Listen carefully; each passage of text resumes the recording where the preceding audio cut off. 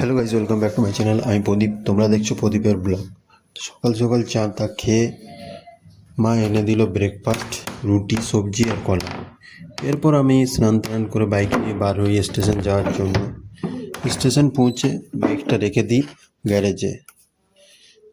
তারপর হাঁটা দিই আর কি স্টেশনের দিকে। হাঁটতে হাঁটতে ট্রেনও চলে আসে, ট্রেনে চেপে পড়ি। ট্রেনের সাইডের দৃশ্য দেখতে কখন পৌঁছে গেলাম বুঝতেই পারিনি। পৌঁছে এক কাপ চা খেয়ে নিলাম ক্যান্টিনে।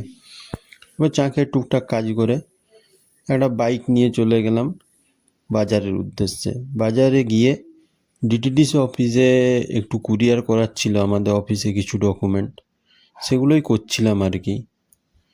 আবার রিটার্ন অফিসে এসে লাঞ্চটা কমপ্লিট করে বিকেলে চাটা খেয়ে বেরিয়ে গেলাম বাড়ির উদ্দেশ্যে।